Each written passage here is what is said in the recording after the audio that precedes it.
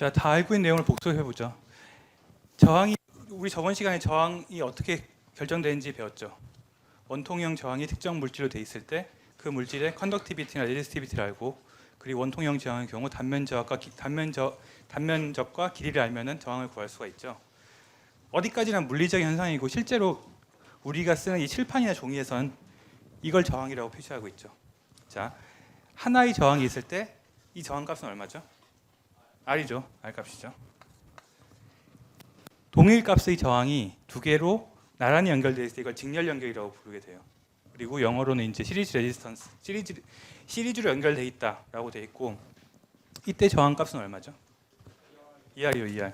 ER이 무슨 뜻이냐면은 그냥 단순히 ER 값을 가지는 저항 하나가 있다는 것과 같은 의미예요. 그래서 이거를 뭐라고 부르냐면은 등가 저항이라고 부르게 되고,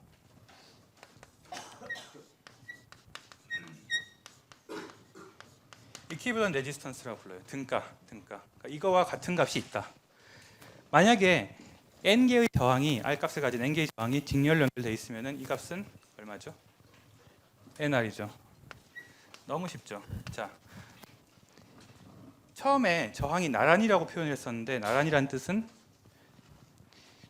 n개의 저항이 일렬로 연결된 거예요. 세로로. 자, 각각의 저항은 직렬 연결에서 각각의 저항은 노드를 쉐어하지 않아요. 무슨 뜻이냐면 여기 저항이 있죠. 이 저항은 이 노드 하나를 자기가 가지고 있고 이거와 연결되는 소장 하나밖에 없어요. 하지만은 노드를 쉐어해서 저항이 연결될 수가 있어요. 가령 지금 보이는 것처럼 두 개의 저항이 마찬가지로 나란히 연결돼 있죠. 하지만 이 저항들은 동일한 두 개의 노드를 공유하고 있어요. 그렇죠. 이걸 우리는 병렬 연결이라고 불러요. 쉽죠. 자, 그래서 하나의 저항이 있을 때 등가 저항은 R 값이고 두 개의 저항이 병렬 연결되어 있을 때 이 값은 얼마죠? 2분의 R이죠. 2분의 R.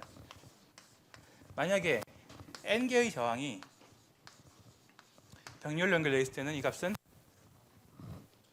이 점점점이라는 뜻은 몇 개인지 모르지만 굉장히 많이 사이에 있다는 뜻이에요. n개의 저항의 경우에는 당연히 R 나누기 n을 가지게 되겠죠.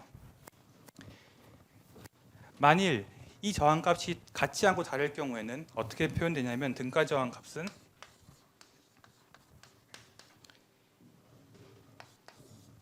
각각의 저항값의 합으로 표시가 될 수 있어요. 직렬 연결의 경우. 그리고 병렬 연결의 경우에는 기억나나요? 어떻게 될지? 역수의 합의 역수죠.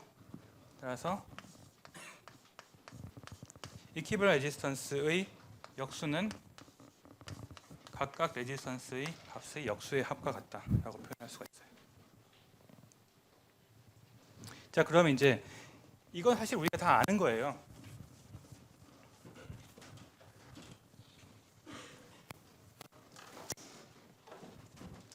자, 이것으로 우리는 회로를 간소하게 만들 수가 있어요. 가령 직렬과 병렬이 저항으로 조합되어 있을 때 회로가 어떻게 간소화되는지 보도록 하죠.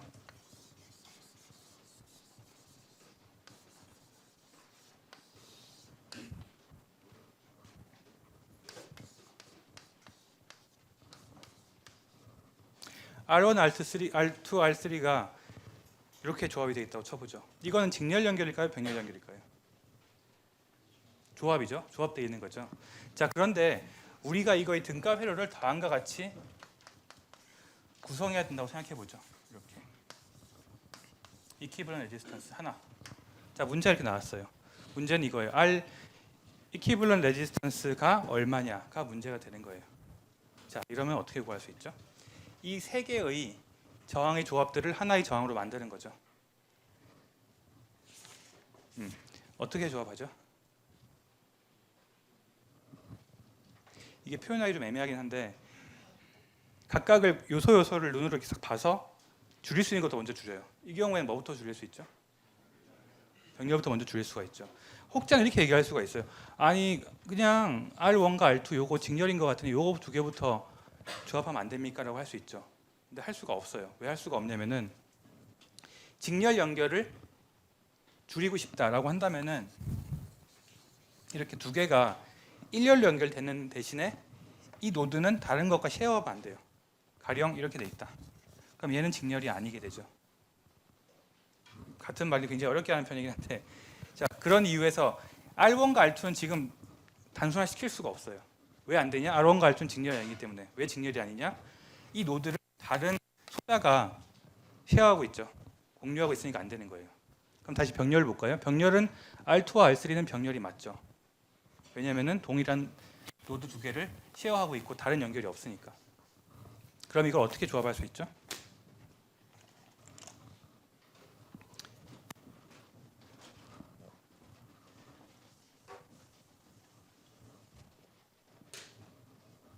자, 어떻게 조합하냐면은 지금은 스텝 바이 스텝으로 갈게요. 이렇게 R1은 아직 건드리지 않고 R2와 R3만 단순화시키는 거예요. 이 값은 얼마죠?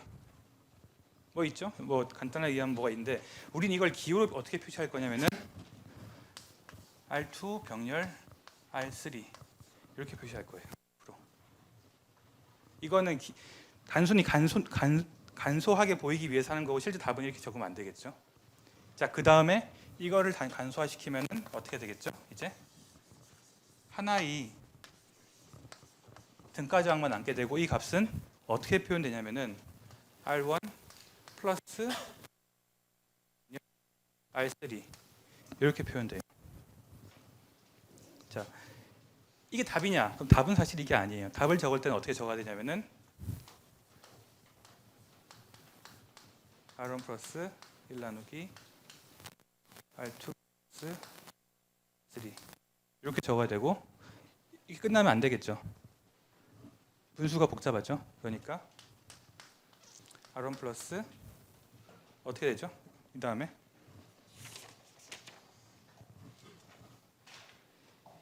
이거가 어떻게 표현되죠? R2, R3, R1, R2 플러스 R3 이렇게 표현되죠. 따라서 이 값은 R2 플러스 R3 분의 R2, R3 이렇게 표현되겠죠. 이거가 왜 이렇게 되는지는 알죠? 알죠? 그래서 이거의 역수가 이거니까 이게 답이 되는 거예요. 이렇게 기호를 적은 이유는 앞으로 굉장히 복잡한 회로가 나왔을 때 일일이 이 값을 적을 수가 없어서예요. 이게 직렬과 병렬이 연결됐을 때 이것들을 그냥 이런 식으로 해석을 이런 식으로 쭉 적어요. 그다음 마지막에 답 적기 전에 이것들을 숫자하고 숫자가 없으면은 기호를 대입하는 식으로 문제를 풀게 돼요. 간단한 회로 같은 경우에는 이제 그렇게 되겠지만 이제 조금 더 복잡한 회로 예를 보도록 하죠.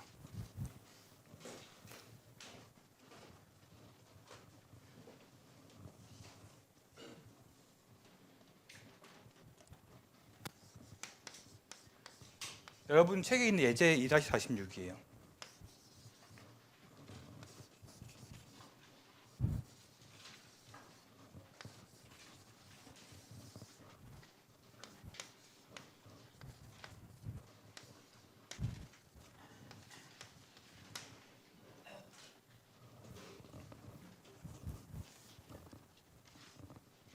문제는 이렇게 나올 거예요. 문제는 이 회로의 등가 저항을 구하시오 라는 뜻이에요.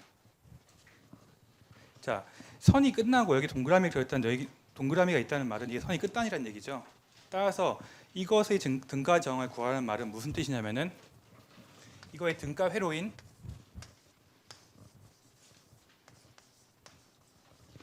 이런 회로의 저항값 R 이퀴벌런트 R EQ를 구하라는 뜻이에요. 이게 첫 번째 뜻이에요. 자, 문제가 이렇게 나올 때도 있어요. 하지만 동일한 문제가 어떻게 나올 수가 있냐면은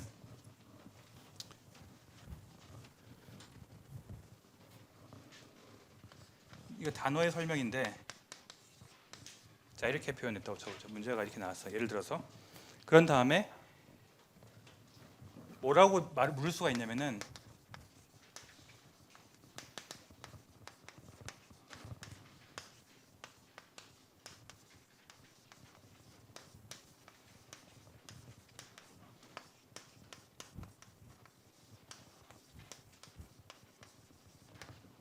Find the equivalent resistance seen by voltage source라고 되어 있어요. 그러니까 이게 중요한 말은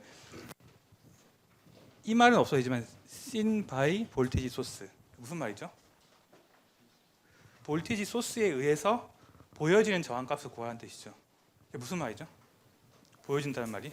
볼티지 소스는 눈, 코, 입이 달린 생물체가 아니죠. 하지만은 이런 표현들이 여러분 책에 나올 거예요. 이게 무슨 뜻이냐면은 이 볼티지 소스는 얘기한 것처럼 눈, 코, 입이 없어요. 그래서 이 볼티지 소스가 볼티지 소스 외부와 상호작용할 수 있는 건 단지 이 노드와 이 노드밖에 없는 거죠. 그러니까 볼티지 소스 입장에서는 이 회로는 같은 거예요. 그 이해가 되죠? 그래서 이걸 기호로 어떻게 표시하냐면 가끔 이렇게 표시하게 돼요. 볼티지 소스의 오른쪽에 있는 모든 회로들을 하나의 등가 회로로 표시하시오 같은 뜻이에요. 이해되나요? 왜 이걸 계속 얘기하냐면 여러분 숙제 이 말이 나오기 때문에 그런 거예요. 무슨 말인지 모르고 문제를 못 풀면 안 되잖아요. 그래서 볼티지 소스에 의해서 보여지는 저항값을 구하시오란 말은 볼티지 소스를 지우고 이렇게 한 다음에 이 사이에 등가 저항을 구하라는 뜻이랑 동일한 뜻이에요. 여기까지는 설명이었고, 자 계산해 볼까요? 자, 이 회로를 스텝 바이 스텝으로 줄여보도록 하죠. 지금은 지우지 않고 아까처럼 스텝 바이 스텝으로 할 거예요. 제일 처음 뭐부터 줄여야 될까요? 여기 이제 맞아요. 다 알죠? 여기에는 무슨 왕도가 없어요. 많이 풀어보고 문제를 많이 보면 감이 와요. 아까 여러분들이 이 회로 봤을 때 뭐부터 시작해야 되죠 했을 때 이거부터 해야 되죠 생각하잖아요. 본능적으로 생각이 들잖아요. 마찬가지예요. 회로가 복잡해질수록 이제 좀 어려워지긴 하는데 문제를 많이 보다 보면 이해가 쉽게 돼요. 그럼 이거부터 먼저 하죠. 그럼 이 회로는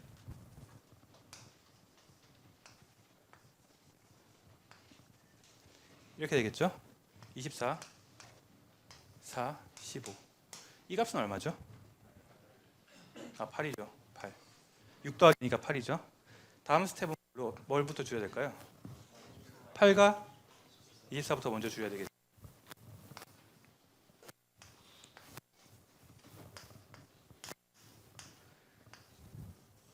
8과 24 이렇게. 숫자가 있는 경우에는 사실 이렇게 하는 게 의미가 없죠. 이 값이 얼마죠?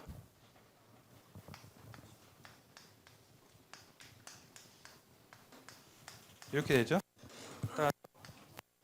24가 되고 그렇죠? 얼마죠?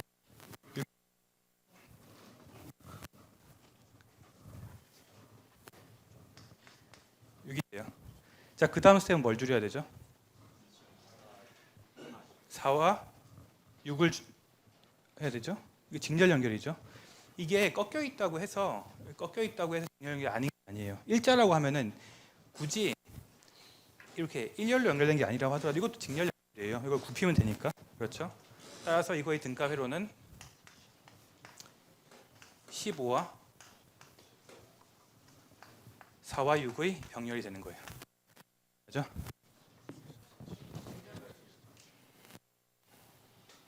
직렬이네요. 어우. 자, 얼마죠 그러면? 10이 되죠.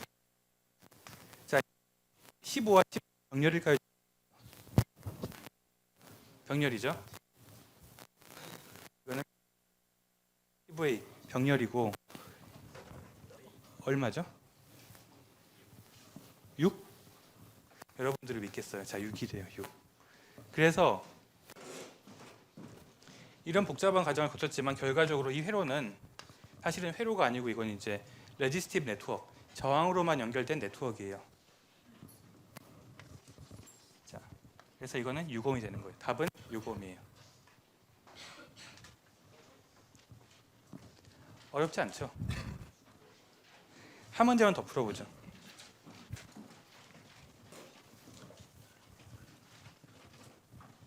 이게 왜 반복하냐면은 이제 여러분들이 다 대답을 잘하고 있는 것처럼 보이지만은 실제로 이 장을 하면 질문이 많이 들어와요.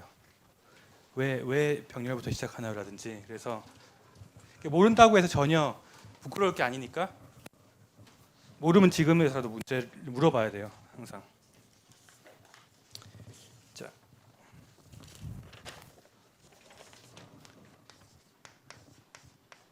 다음 볼 문제는 책의 마지막에 있는 연습 문제 2-47번이에요.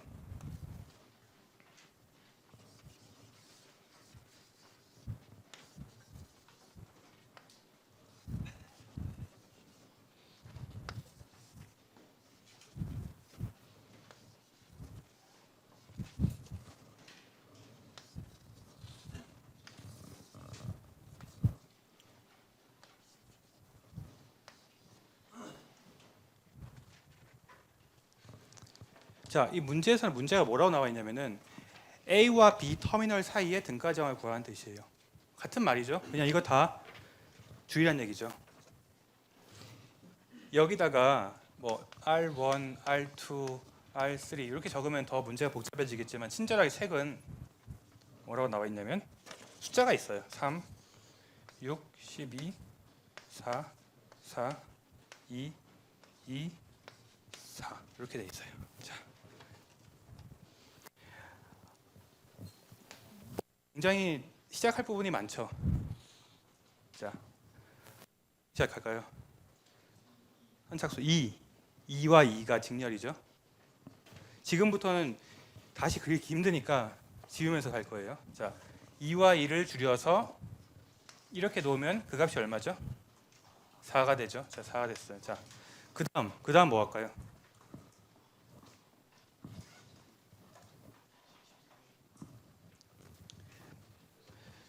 첫 번째 의견 6과 12를 할 수도 있고 4와 4를 할 수도 있어요. 일단 4와 4부터 할게요. 계산이 쉬우니까. 자, 4와 4는 직렬일까요? 병렬일까요? 병렬 맞죠? 맞죠? 떨어져 있어도 이건 병렬이에요. 왜냐하면 이거가 하나의 노드니까. 자, 거기다가 추가로 얘기하면은 이 점과 이 점은 하나의 노드가 맞죠? 따라서 이건 하나의 노드예요. 이렇게 미리 그려놓고 시작할게요. 그럼 4와 4가 병렬이니까 이걸 하나의 저항으로 만들어서 값이 2가 되겠죠. 이제 다음 뭐 할 수 있을까요? 6과 12를 할 수 있겠죠. 여기서 이제 조금 더 생각을 확장해서 생각해 볼 수 있죠. 6과 12가 하나의 노드를 공유하고 있고 다른 노드도 공유하고 있죠. 그런데 그런 소자가 하나 더 있죠. 4. 그렇죠. 6과 12와 4의 병렬이에요. 6과 12와 4의 병렬이에요. 하지만은 지금 당장 이거를 캐치를 못했다고 해서 전혀 문제가 될 게 없어요. 왜냐면은 6과 12를 합치고 난 다음에 궁극적으로는 이거와 이거 병렬 또 보일 테니까. 지금은 일단 간단하게 가죠. 6과 12와 4의 병렬은 1분의 6분의 1, 12분의 1, 4분의 1이 합이에요. 그럼 이거는 12분의 2 플러스 1 플러스 3이 되죠. 따라서 맞나요? 맞죠? 3, 4, 5, 6. 6분의 5. 이건 값이 2가 되죠.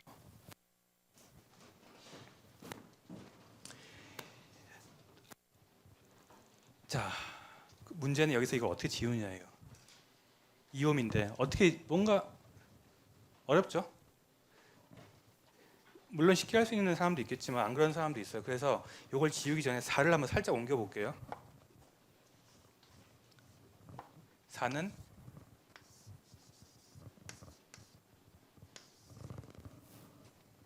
맞나요? 아니죠.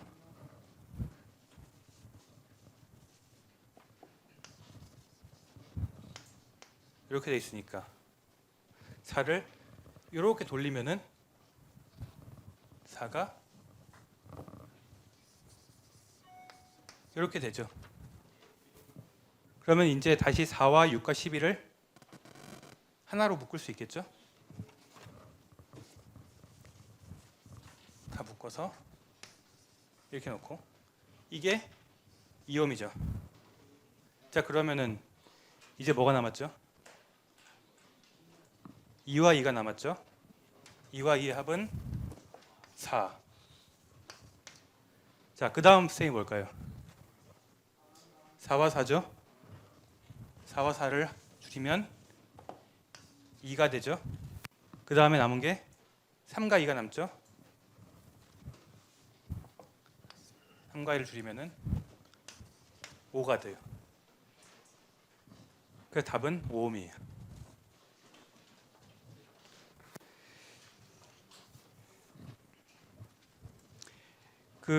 여러분들이 숙제를 할 때나 시험을 볼 때 정말 추천하고자 하는 방법은 이 방법을 쓰지 말고 첫 번째 방법을 쓰세요. 지금 어땠어요? 지웠죠? 지우면은 실수할 때 못 잡아요. 첫 번째 방법은 손이 많이 가도 실수할 여지가 줄죠. 첫 번째 방법을 쓰는 게 좋아요.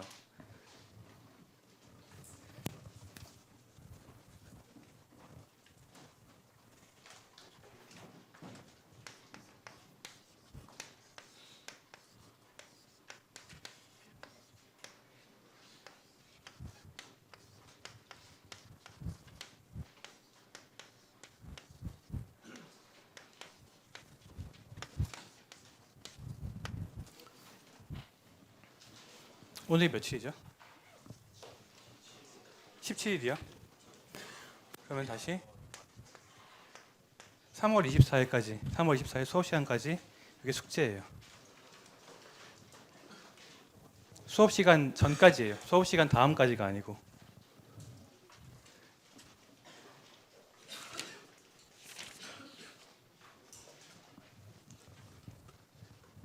다 적었나요?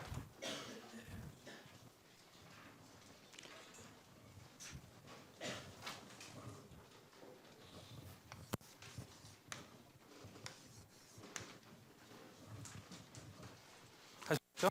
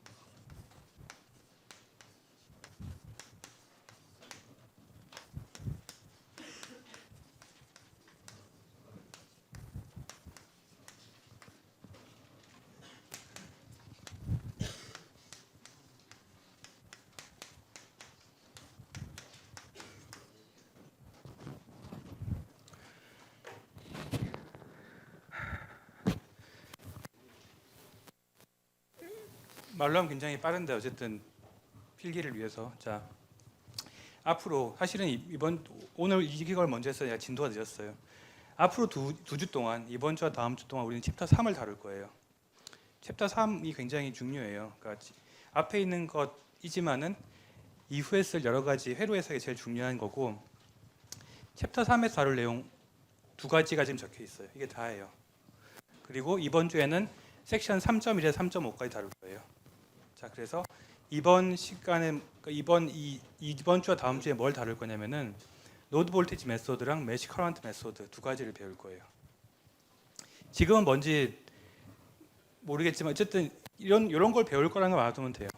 그래서 노드 볼티지 메소드나 매시 커런트 메소드는 둘 다 우리 저항 배웠죠? 아까 좀 전에 저항은 등가 저항 계산할 때는 볼티지 소스가 없었죠. 있어도 무시하고 했죠. 하지만 지금은 그게 아니고 회로 해석이니까 보는 것과 같이 볼티지 소스 또는 커런 소스가 존재하고 그리고 저항이 존재하는 이런 회로, 전류가 흐르는 회로의 미지수를 구하는 거예요. 가령 이럴 수가 있어요. 이게 1A예요. 이게 저항 1옴이에요. 자, 아는 값은 뭐죠? 우리가 알고 있는 값은 전류를 알죠. 그럼 unknown value, 모르는 값은 미지수는 뭐죠? 전압을 모르죠. 여기서 전압을 구하는 게 회로 해석의 문제예요. 반대로 우리가 전압을 알고 있을 때 전류를 모르고 있죠. 이 경우에는 전류가 미지수가 되는 거예요. 그래서 간단하게 설명했을 때 노드 볼티지 메소드는 언제 쓰냐면은 볼티지 값을 우리가 모를 때, 볼티지가 미지수일 때 우리는 노드 볼티지 메소드를 쓸 거고, 커런트가 미지수일 때 우리는 메시 커런트 메소드를 쓸 거예요. 지금은 이제 그러면 이게 굉장히 볼티지는 노드고 커런트는 메시고 그렇게 생각할 수 있잖아요. 근데 이후에는 이 말 자체를 몰라도 여러분들 회를 딱 보고 이거는 미지수가 이거니까 이렇게 풀어야지라는 감이 올 거예요.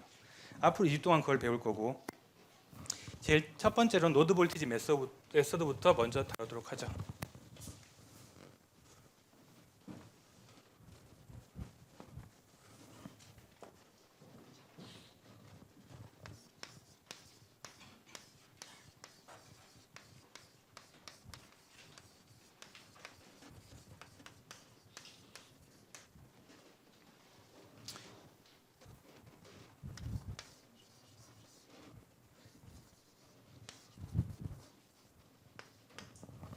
자, 다시 지웠는데 노드 볼티지 메소드는 미지수가 뭐라고 했죠? 볼티지라고 했죠. 잊어버리지 않기 위해서 그냥 간단하게 볼티지를 모른다고 적어 놓을게요. 잊으면 안 되니까. 볼티지 값이 미지수예요. 모르는 값이에요. 자,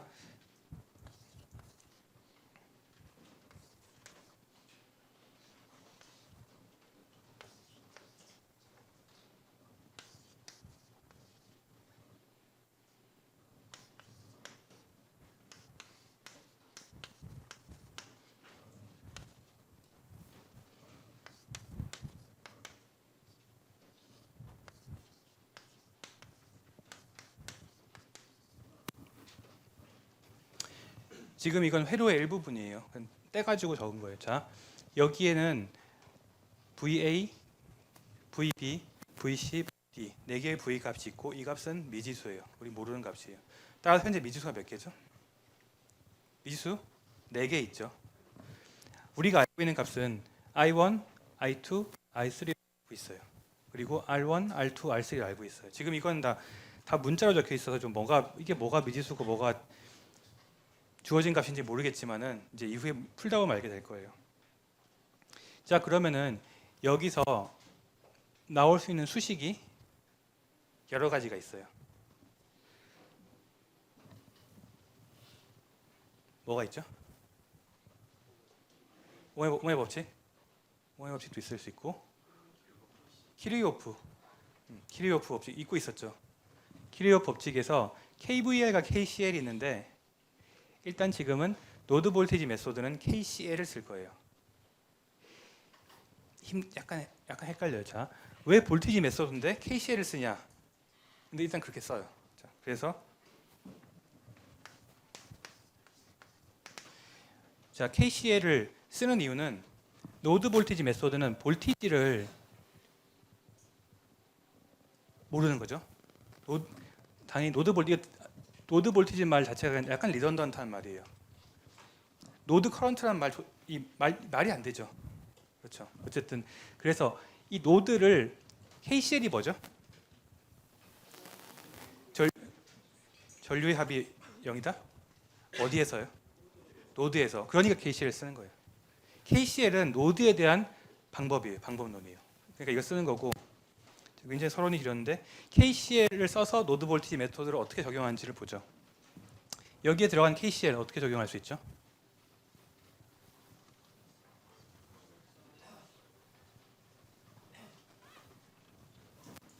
I1, I2, I3 합은 0이죠. 기호가 어떻게 되죠? 마이너스 I1 플러스 I2 플러스 I3 그게 0이 되는 거예요. 또는 어떤 학생들은 이렇게 적으면 안 되나요? 이렇게 적으면 안 되나요? 물을 수도 있어요. 돼요. 다 돼요. 일단 편한 대로 이걸로 가죠. 자, 그리고 그 다음에 어떤 세 얘기죠. 그 다음 쓸 수 있는 법칙이 옹호의 법칙이 있어요. 자, I1은 뭘로 어떻게 표현되죠? 옹호의 법칙으로?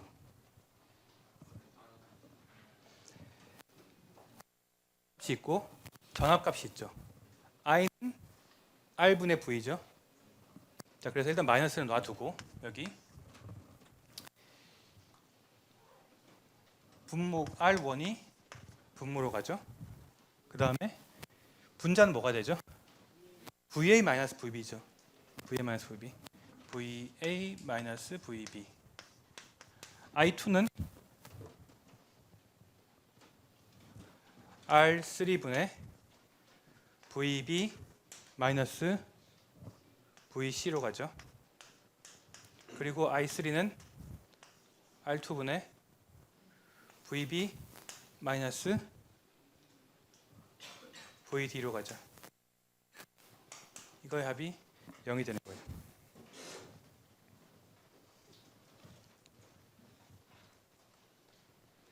이게 하나의 식으로 이 식이 하나의 식이 되는 거예요. 자, 그럼 미지수가 몇 개라고 했죠? 미지수가 4개라고 했죠. 그런데 미지수 4개고 식이 하나니까 안 되죠. 부족하죠. 왜 부족할까요? 왜 부족하냐면은 우리는 이 노드 하나에서만 본 거잖아요. 이 노드에 대해서만 본 거죠.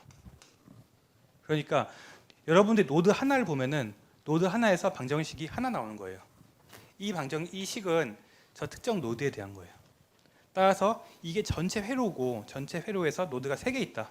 그러면은 방정식이 3개 나오겠죠. 그 방식으로 푸는 게 로드 볼티지 메소드고, 이건 약간 좀 굉장히 수식으로 써서 복잡하긴 한데 예제로 보고 풀면 굉장히 쉽게 풀 수 있을 거예요.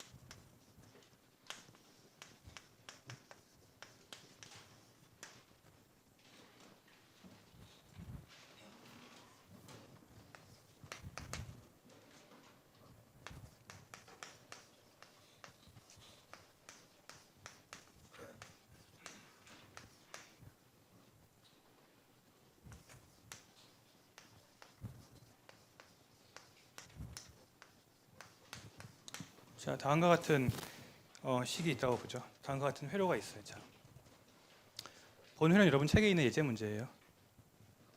자, 이런 회로가 있고 이 문제는 뭘 물어보냐면은 노드 볼티지, 모든 노드의 볼티지를 구하라는 거예요. 첫 번째 문제고, 두 번째는 모든 브랜치, 모든 회로의 모든 부분의 커런트를 구하라고 하는 거예요. 자, 그러면 이제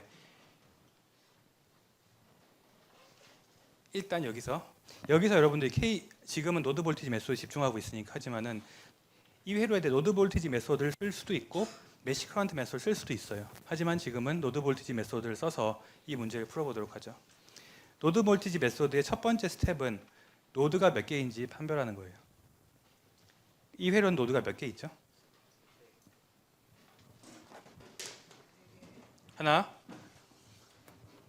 전화. 요거까지 포함해서 하죠. 하나. 이거를 노드 뭐라고 할까요? 노드 1이라고 해야 되나? 노드 1이라고 하고 노드가 두 번째 노드 둘, 그리고 노드가 세 번째 노드, 여기 노드 3이 있어요.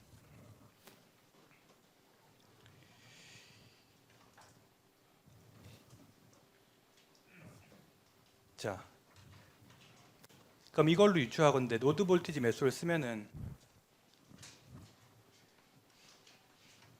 식이 몇 개 나올까요? 3개 나오겠죠. 미지수는 몇 개 나올까요?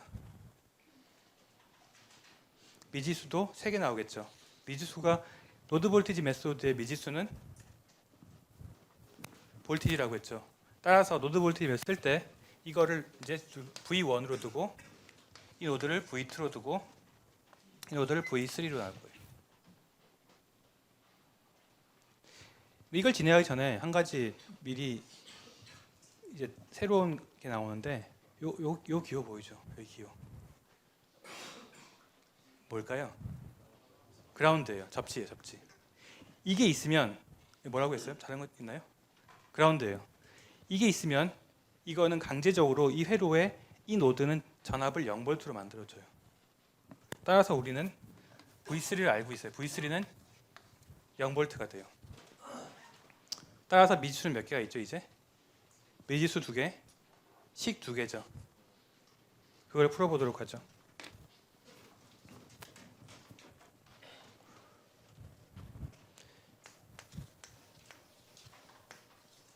노드 1에 대해 풀어보죠. 자, 노드를 찾고 각각의 변수 V1과 V2를 구한 다음에 그 다음 할 스텝은 전류를 지정하는 거예요. 무슨 전류를 지정하냐, 무슨 뜻이냐 그러면은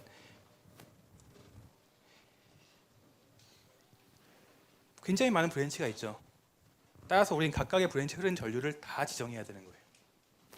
예를 들어서 여기서 나간 전류를 I1이라고 지정할 수 있고, 그 다음 여기서 분기가 돼서 갈라지죠. 따라서 이거를 I2, R2에 흐르는 전류를 I3, R1으로 내려간 전류를 I4, R4에 흘러간 전류를 I5, I2로 흐르는 전류를 I6.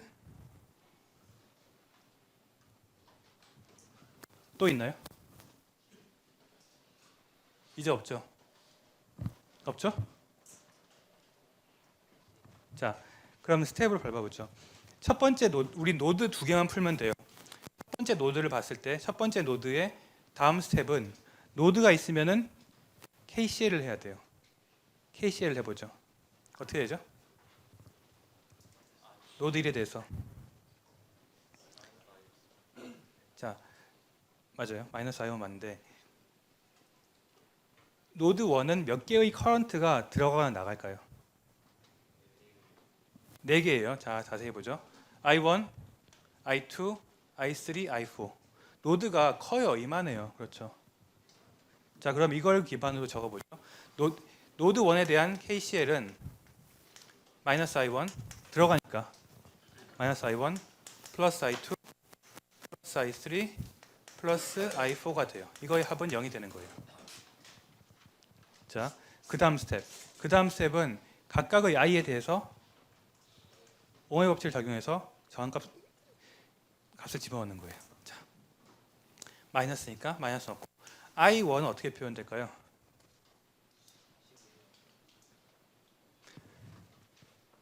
이 좀 갑자기 또 트릭이 나오는데 I1은 이 뭐죠?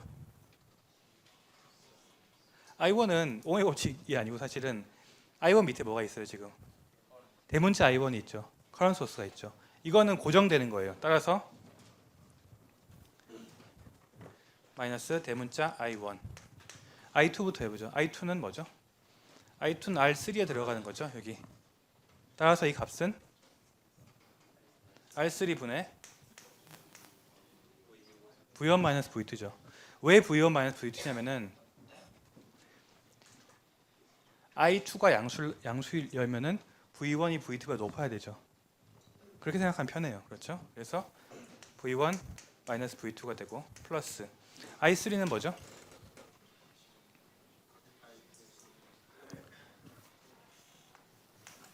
R2 마찬가지로 V1 마이너스 V2예요.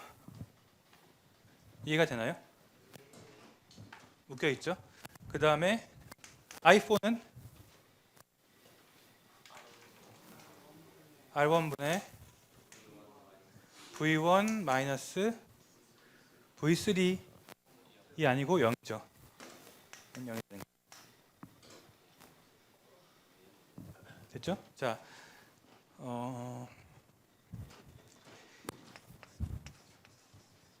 두 번째 2번 노드를 볼까요? 2번 노드는 뭐죠? 이제 빨리 적을게요.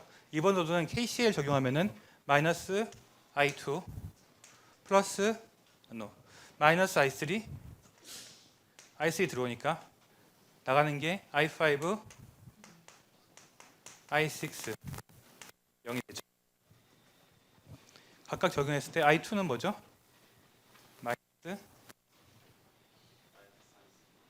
R3분의 V1 마이너스 V2 I3는 마찬가지로 R2분의 V1 마이너스 V2 플러스 I5는 R4분의 V2 마이너스 0 I6는 대문자 I2죠.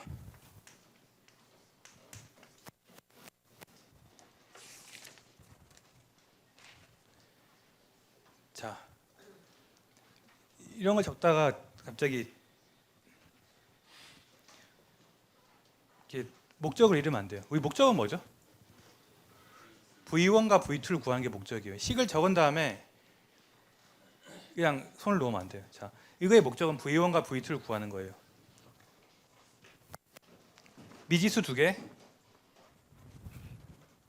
미지수 두 개고 식 두 개죠. 우리 배웠던 연립방정식이죠.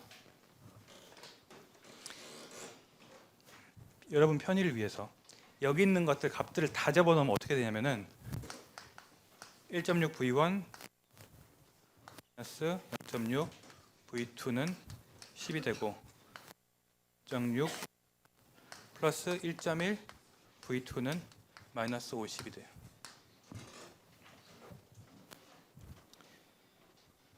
그래서 값이 얼마가 나오냐면 V1은 마이너스 13.57V, V2는 마이너스 52.86V가 나와요.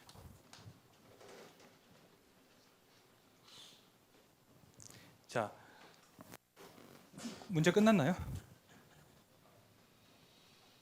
어떤 경우 그렇지만 지금은 안 끝났죠. 문제가 두 가지예요. 노드 볼티지가 얼마냐 구했죠.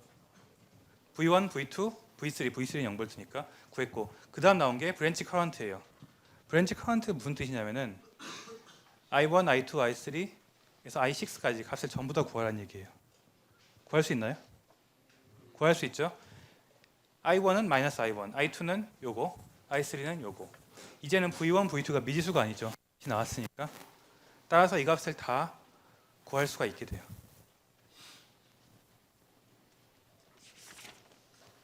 이해되나요? 질문 있나요? 질문. 네. 접지가 무슨 뜻이냐? 왜 0V가 되는지. 접지란 개념이 일단 다 적었나요 이거?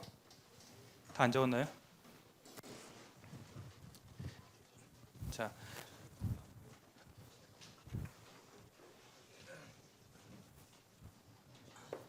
접지란 개념을 이해하기 위해서는 이제 여러분들이 전압에 대해서 알아야 돼요.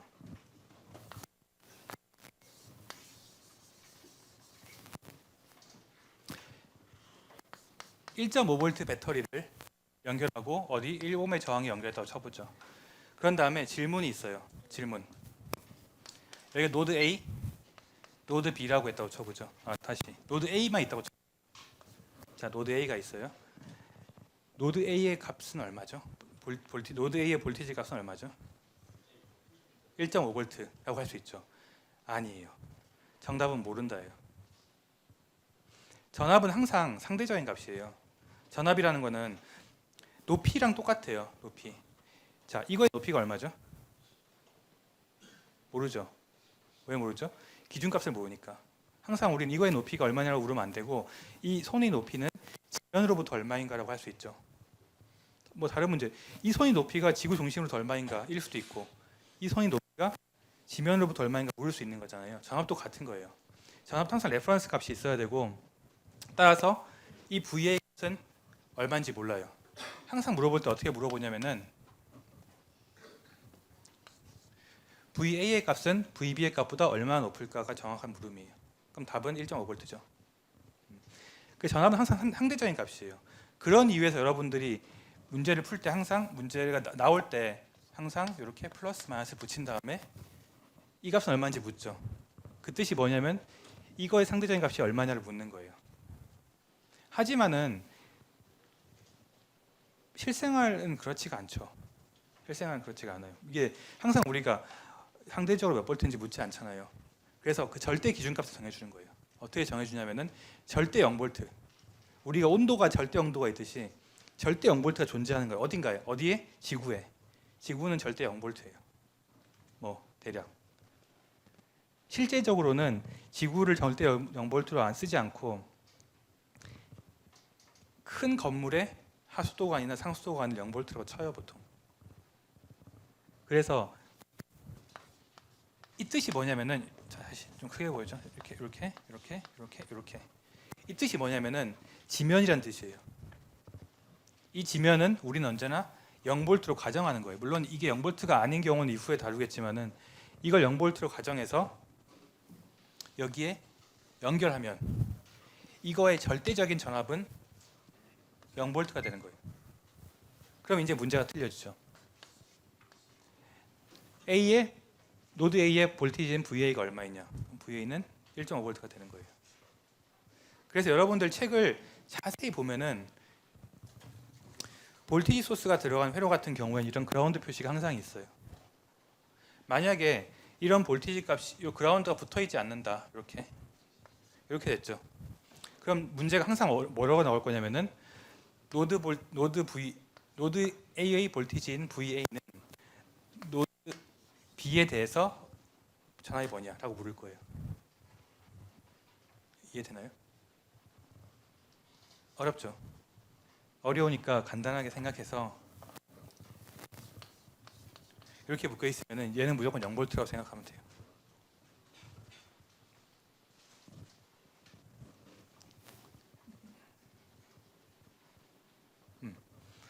무조건 0볼트라고 생각하면 돼요.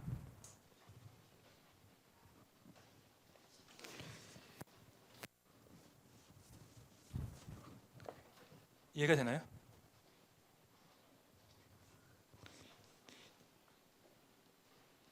자,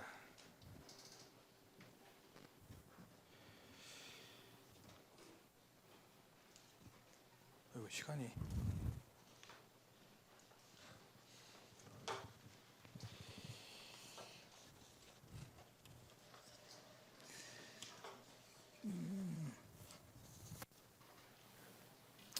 자, 그러면은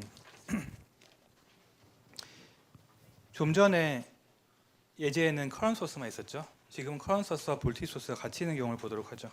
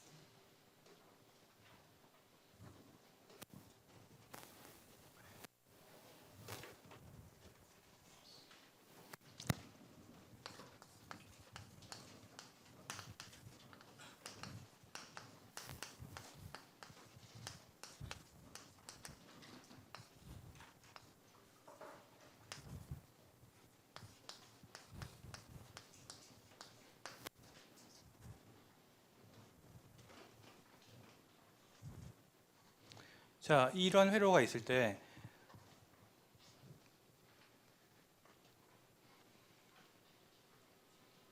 알고 있는 값은 vs 값을 알고 있고 is vs를 알고 있고 is를 알고 있고 r1, r2, r3, r4 값을 알고 있어요.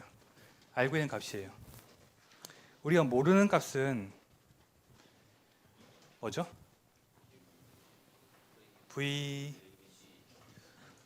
VA를 모르고 VB를 모르고 VC를 모르고 그렇죠.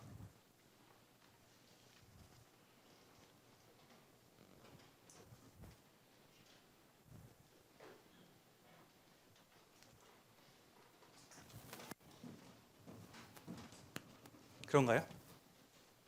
VA는 알죠? VA는 알죠? VA는 빠지고 VA는 빠지게 돼서 VB와 VC만 남게 돼요. 이거에 대해서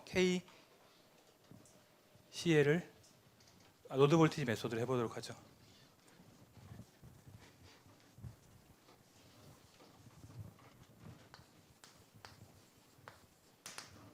자, 진도가 빨리 나가기 때문에 좀 전에는 커런트를 막 I1, I2 적었죠. 굉장히 지저분하죠. 안 적고 할 거예요. 이제는 지금부터는 노드 B에 대한 KCL을 해보도록 하죠. 자, 여기서 이제 노드 B의 KCL을 하는 방법은 들어오는 전류의 합은 0이란 걸 이용할 거예요. 이쪽으로 들어온 전류는 어떻게 구하지죠? R1분의 VA-VB죠.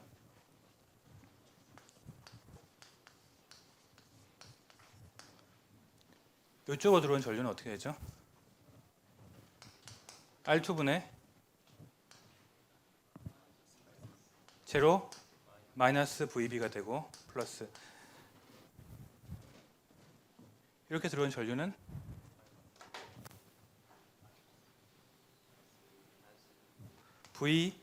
VC-VB R3 0이 되죠. 그렇죠? 자, 두 번째 노드 C를 보죠. 노드 C는 어떻게 되죠? 자, 이걸 약하게 지운 이유는 이렇게 바뀔 거예요. 이렇게 다시 안쪽으로 들어오는 거에 합을 보죠. 어떻게 하냐면은 VB-VC 오버 R3 플러스 제로 마이너스 VC 오버 R4 플러스 IS는 0이 돼요.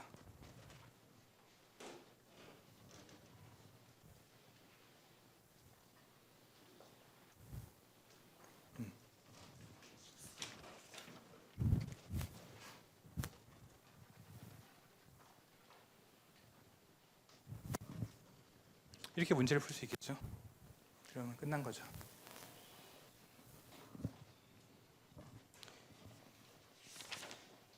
자, 여기까지 질문 있나요? 질문.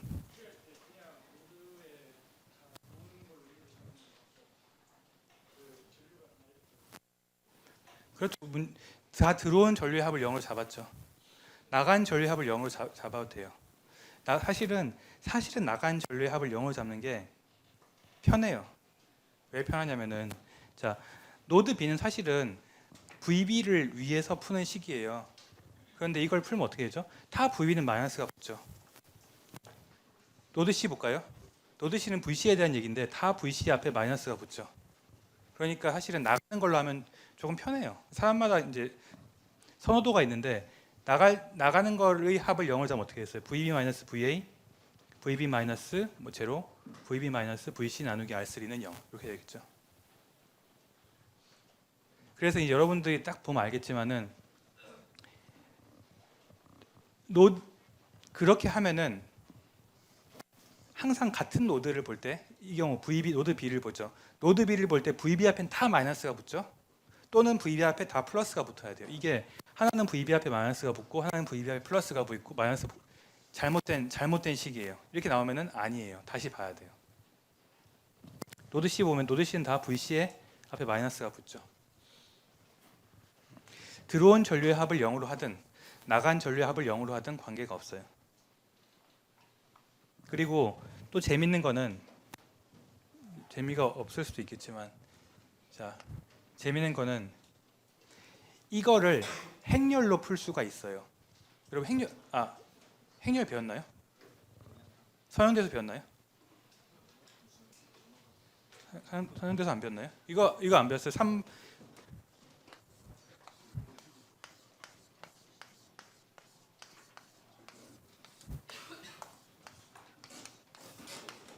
이거 동그라미는 0이 아니에요. 숫자예요.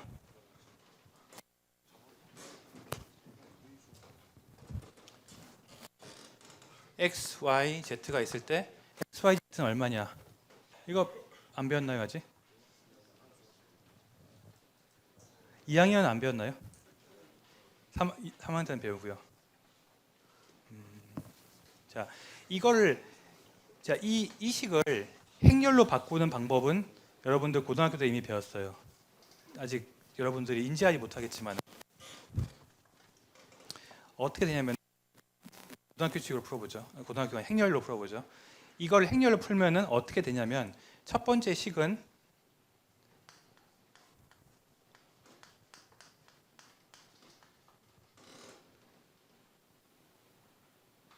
VA가 아니고 VB. VB니까 마이너스 R1 마이너스 R2. 이거가 뭐냐면은 VB 앞에 붙은 개수의 합이에요. 보이나요? VB 앞에 붙은 개수의 합이에요. VB가 마이너스 1 나누기 R1이죠. VB의 개수의 합, VC의 개수는 1 나누기 R3.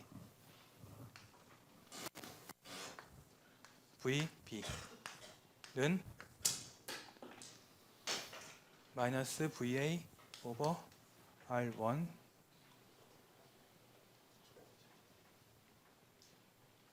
이렇게 되죠. 이렇게. 이해되나요? 두 번째 식을 이 행렬에 집어넣으면 어떻게 되냐면은 VC가 되고 VB는 1 나누기 R3 VC의 이거는 VB의 개수예요. 그리고 VC의 개수는 마이너스 1 나누기 R3 마이너스 1 나누기 R4 마이너스 여기 보이는 이 방정식을 행렬로 표현하면 이렇게 돼요. 이거는 2학년도 알죠? 배웠죠? 그러면은 이 2 곱하기 2 행렬을 대문자 A라는 매트릭스로 표현하고 여기 1 곱하기 2 행렬을 소문자 X라는 행렬로 표현하고 이거를 AX는 Y니까 이렇게 표현하면은 X는 A 역행렬의 A 역행렬과 Y의 합 곱으로 되겠죠. 여기까지 이해되나요? 되죠? 2 곱하기는 이렇게 할 필요가 없어요. 왜냐하면 여러분들은 이미 연립방정식을 할 줄 아니까.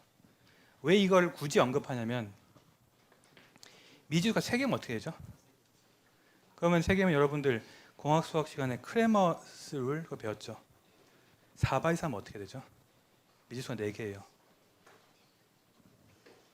어떻게 해야 되죠? 못 풀죠? 못 풀면 안 돼요. 그래서 내가 이제 수업 말미에 강력하게 얘기하고자 하는 거는 계산기를 쓰세요. 정말 농담이 아니고 계산기를 써야 돼요. 혹시 여러분들 계산기가 한 단짜리 회계용 계산기다.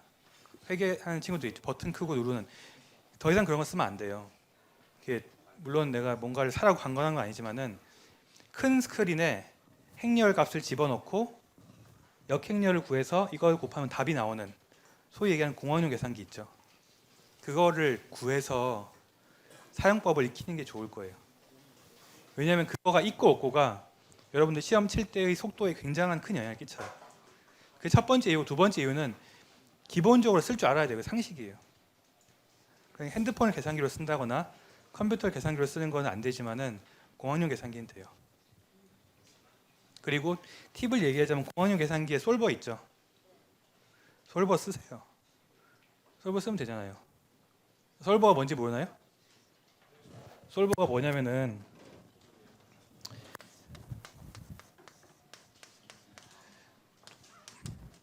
이런 거는 여러분 풀 수 있죠. 풀 수 있죠. 그런데 만약에 여기에 이런 게 있어요. 풀 수 있나요? 못 풀어요. 이런 걸 풀어주는 게 솔버예요. 계산기에 식을 넣고 풀어라 그러면은 원리는 여러분들 나중에 공학 수치 해석 시간에 뭐 배우겠지만은 x 값을 쭉 값을 훑어요. 뭐 마이너스 100부터 뭐 플러스 100까지 촘촘하게 모든 값을 쫙 입력하다가 0이 되는 순간 나오겠죠. 값을 딱 띄워주는 게 솔버예요. 그것도 쓰세요. 괜찮아요. 이 시간은 우리 산수 시간이 아니기 때문에 어차피 그리고 여러분들 사회 나가서 손으로 풀 거 아니잖아요. 매트릭스를. 그러니까 꼭 공원유 계산기를 사가지고 좀 미안한데 사가지고 사용법을 빠르게 익히 자기 손과 발처럼 쓸 수 있어야 돼요. 내가 학부생 때 굉장히 유용하게 썼어요. 왜냐하면 문제 이 셋이 셋. 여러분 문제 있죠. 셋이 있잖아요. 문제 대충 경향이 있잖아요. 그러면 솔버를 프로그래밍을 해가지고 이렇게 숙제 나오면 이렇게 시험 나오면 이렇게 이거구나 숫자 집어넣으면 값이 나올 수가 있죠. 추천하고 사실 그건 일종의 편법이지만 노력을 들인 만큼의 대가가 있으니까 그런 거 해도 괜찮아요. 하여튼 목적은 여러분 계산기를 손과 발처럼 쓸 수 있도록 하고 그런 이유에서 여러분 숙제는 아니겠지만 시험 문제는 3x4 또는 4x4가 꼭 나올 거예요. 그러니까 그걸 미리 준비하도록 하고 그러면 내일 모레 보도록 합시다. 수고하셨습니다.